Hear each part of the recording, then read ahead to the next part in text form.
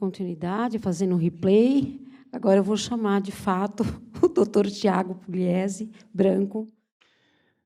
Muito obrigado pelo convite. É um desafio falar desse tema depois do Dr. Ricardo aí num evento de bioética, que eu acho que é o que sustenta o princípio da nossa atuação, e a minha vivência é muito prática em cuidado paliativo. Desde que eu fiz geriatria, eu enveredei por essa área, e a gente teve oportunidades de continuar esse trabalho, que é uma área que em constante crescimento agora. A intenção aqui é eu poder revisar alguns princípios da bioética com vocês, mas com base na minha vivência, né? Então, quando a gente estuda ética, a gente acaba tendo mais certeza do que as nossas práticas estão corretas mesmo. Então, isso acho que é importante até para educar e desmistificar algumas práticas que são automáticas, medulares dos profissionais da área da saúde, mas que, se a gente refletir, muitas vezes não são o melhor para o paciente. Como o Dr. Ricardo falou, a gente viveu um passado em que o cuidado de compaixão era um cuidado que era tudo que poderia ser feito pelo paciente, e o que a gente hoje chama de cuidado paliativo, no passado, era o melhor cuidado possível, é ser o melhor médico possível. E hoje continua sendo isso, continua sendo uma reflexão daquilo que melhor a gente pode fazer para o paciente, mas as decisões relacionadas ao tratamento elas passaram a ser mais complexas, porque os recursos aumentaram muito. Eu gosto de usar esse quadro, que é um clássico, quem já assistiu a aula de cuidado paliativo talvez tenha visto, mas que é a atuação de um médico frente a uma criança doente na casa dos pais,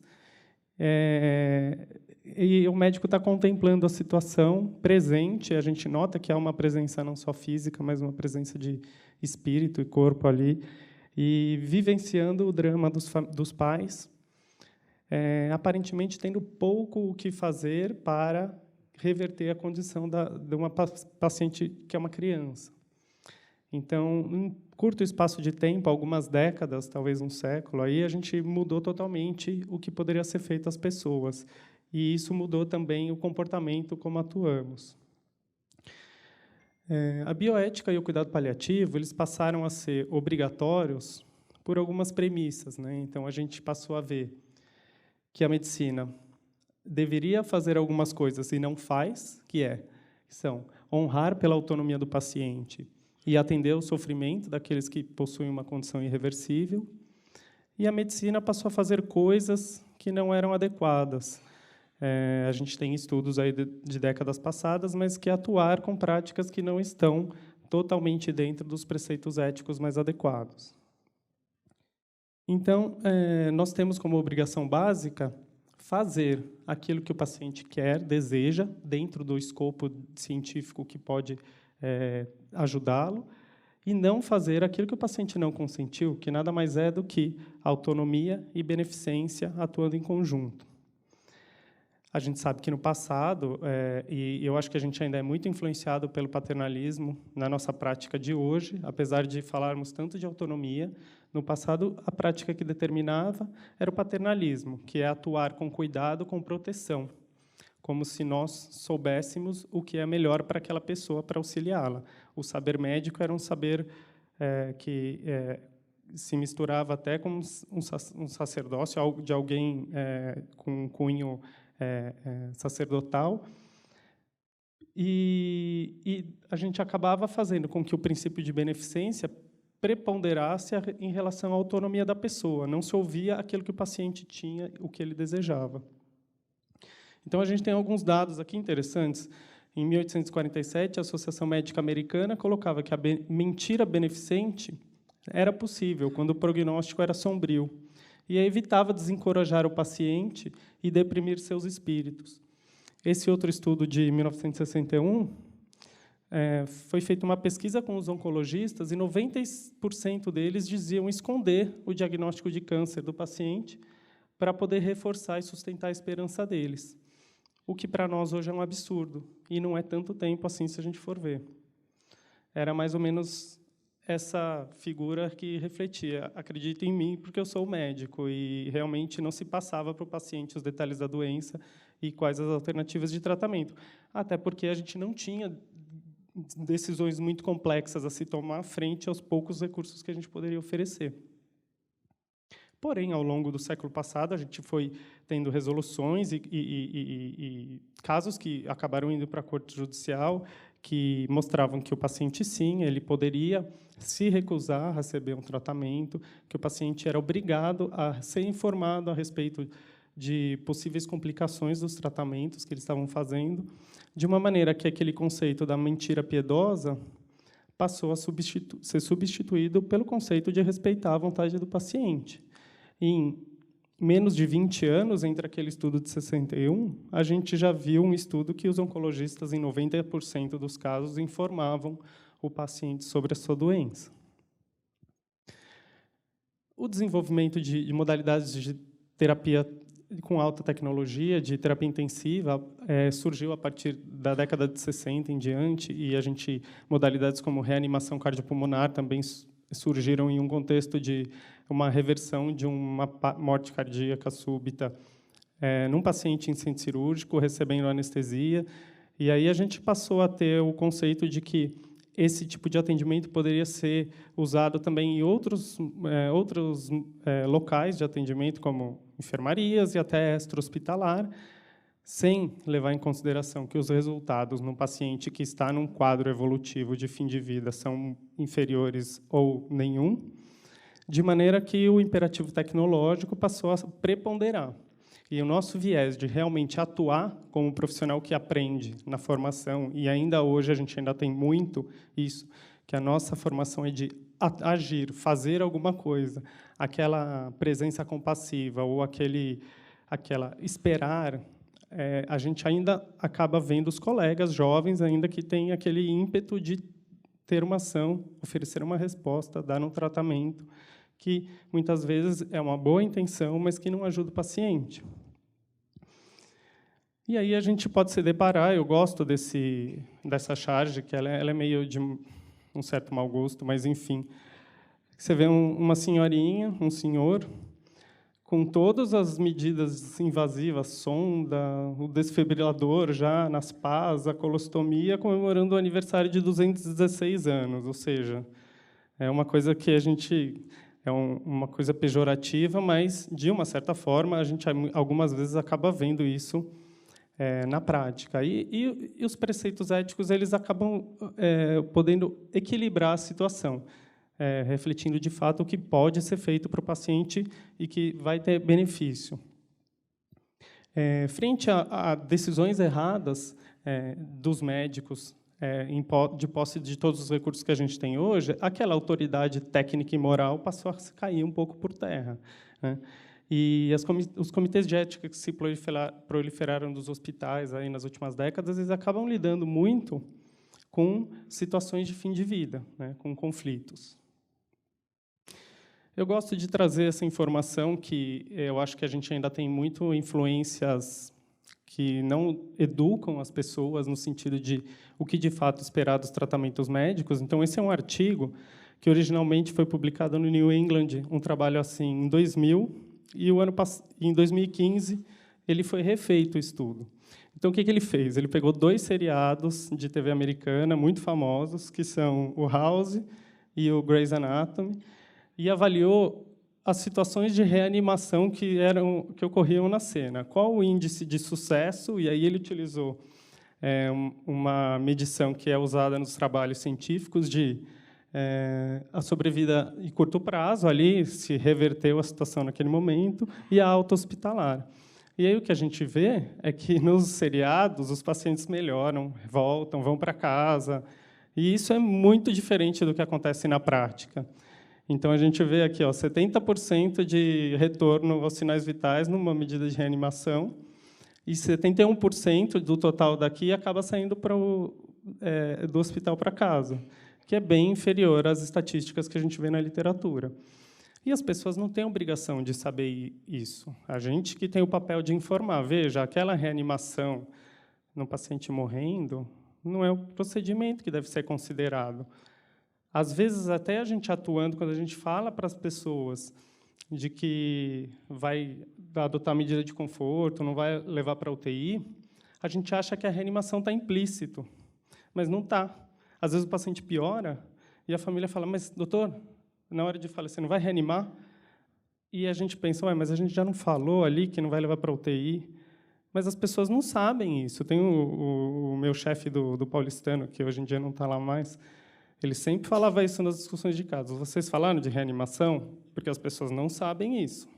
O fato de não ir para a UTI está na sua cabeça implícito que não vai reanimar, mas na cabeça da família do paciente não está.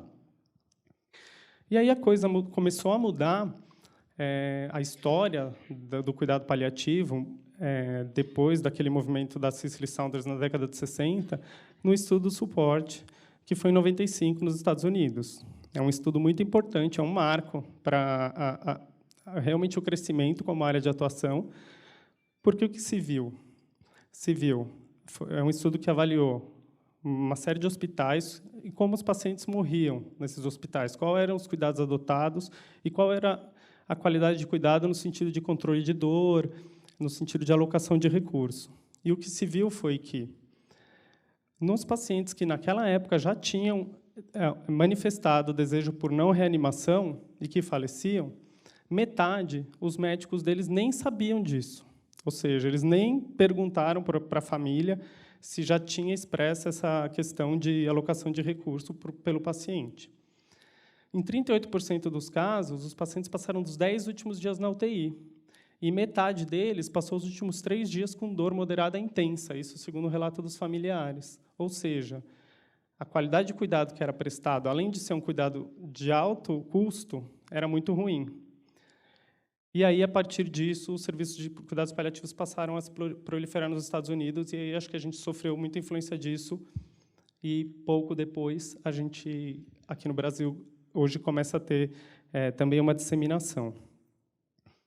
E aí, assim, os conflitos eles surgem na nossa prática, e eles são de diversas origens.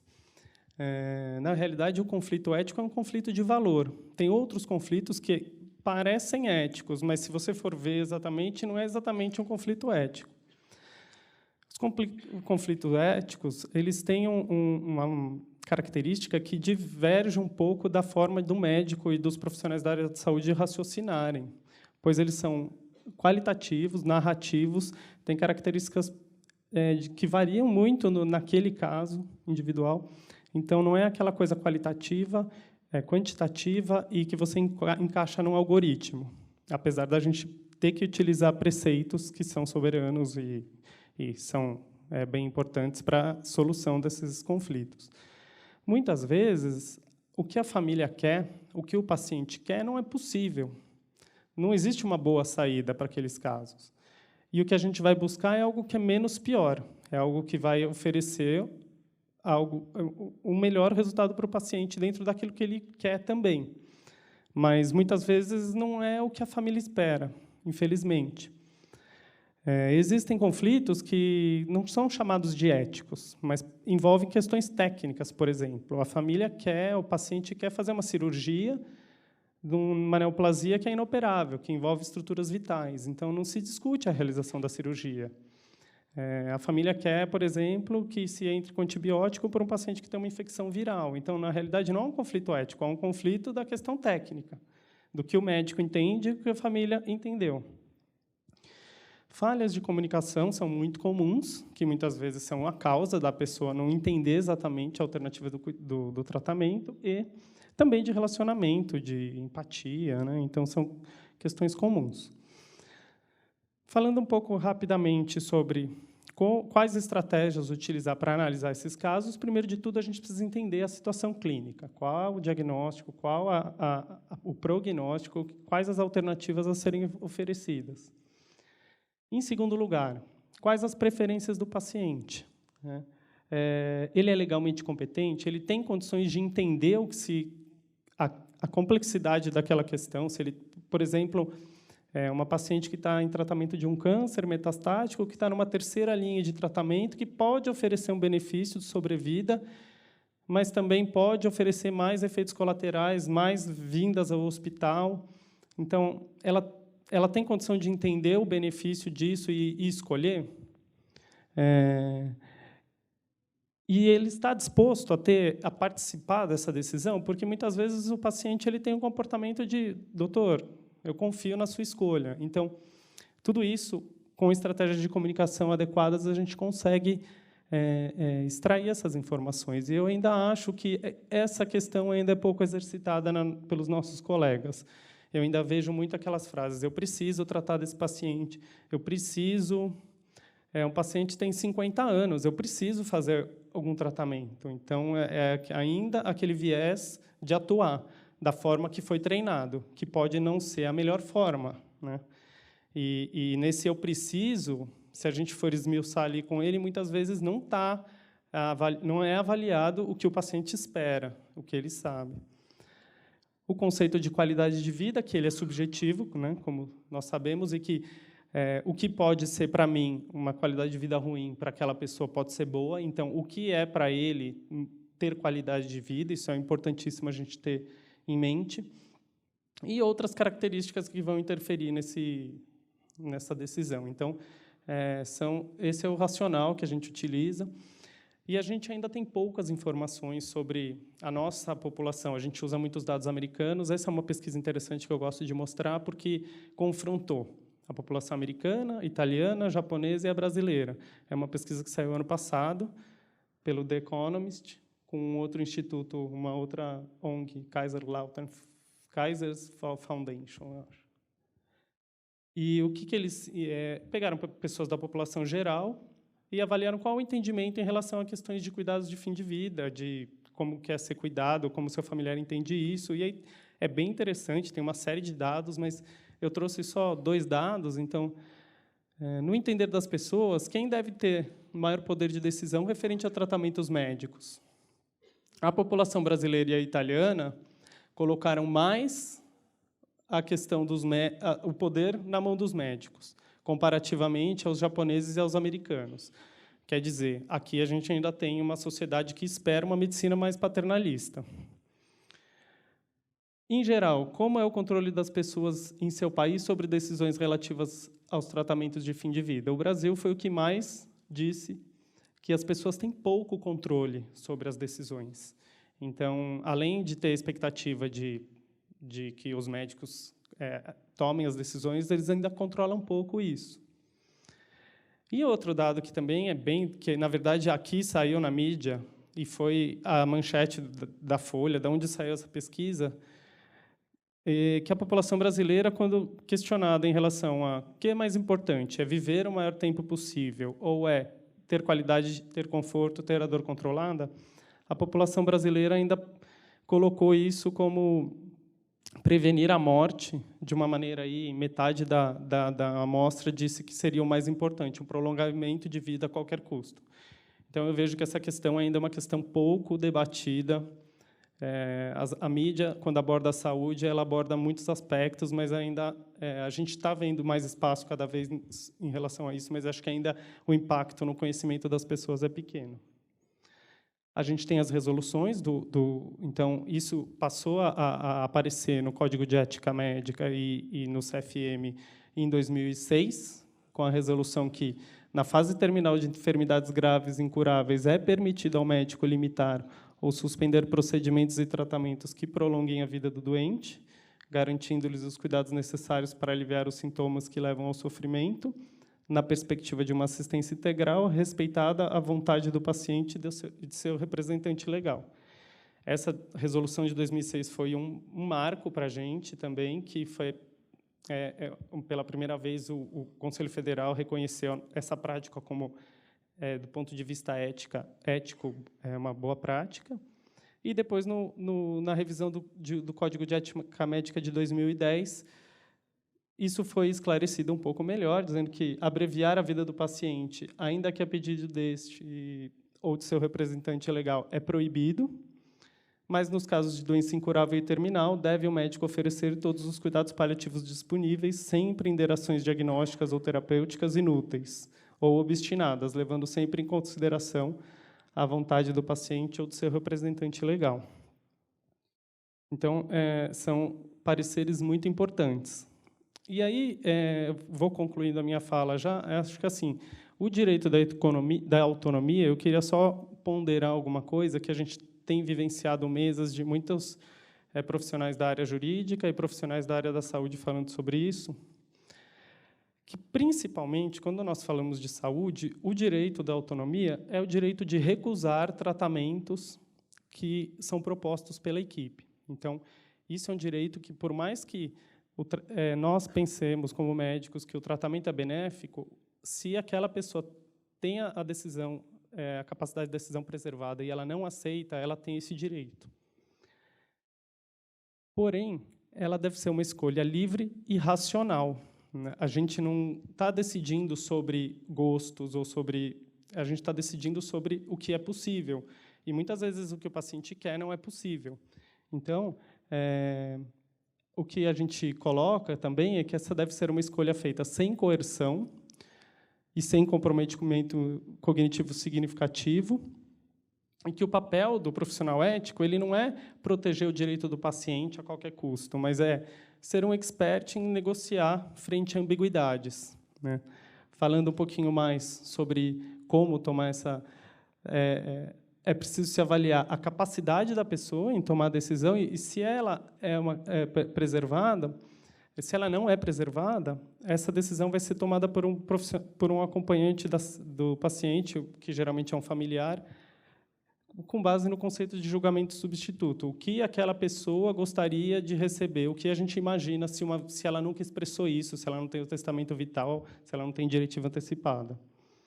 Porém, a questão de solicitar um tratamento é distinta da questão de recusar um tratamento. Por quê? A Associação Médica Americana ainda fala que respeitar a autonomia do paciente não significa que pacientes devem receber intervenções específicas apenas a seu pedido. Essa precisa ser uma decisão racional.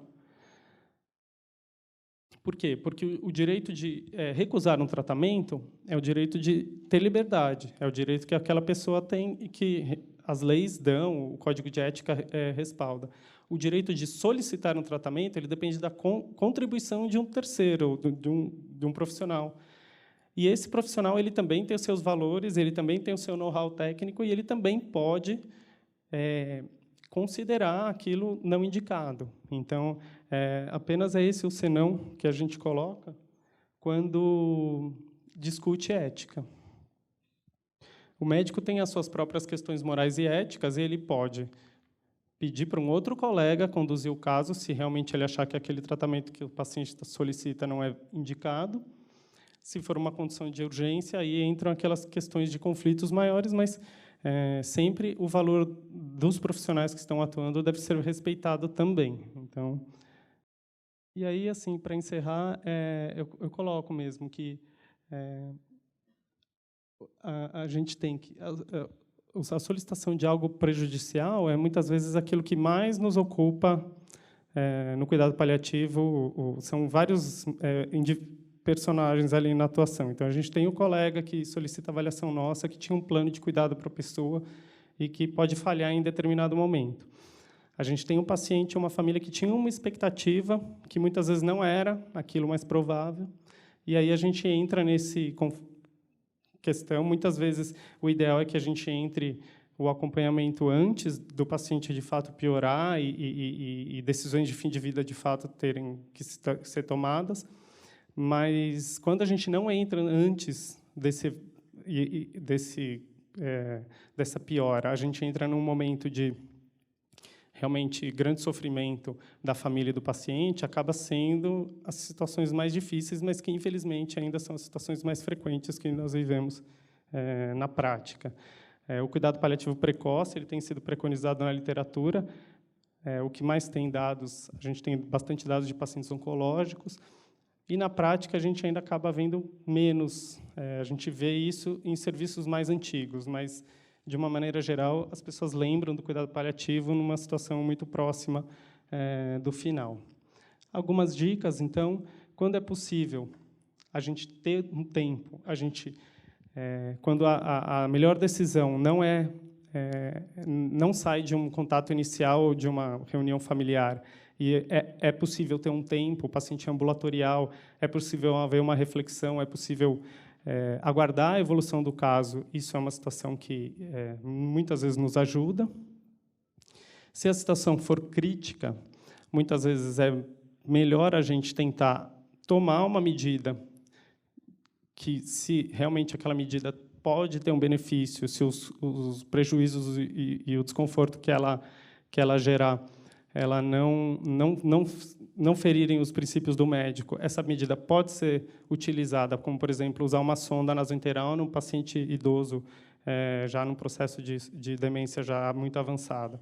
E a gente pode estabelecer para a família uma meta de que vamos avaliar esse tratamento por alguns dias ou por algumas semanas, e ver o resultado disso, depois a gente pode suspender, mas sempre respeitando as opções piores, que são violação de autonomia, não maleficência, o compromisso com a verdade, sempre levando-se em conta o que é viável do ponto de vista prático e respeitando, tentando adotar uma posição conciliatória em relação àquilo que predominante o paciente quer e o que a gente entende como melhor para ele.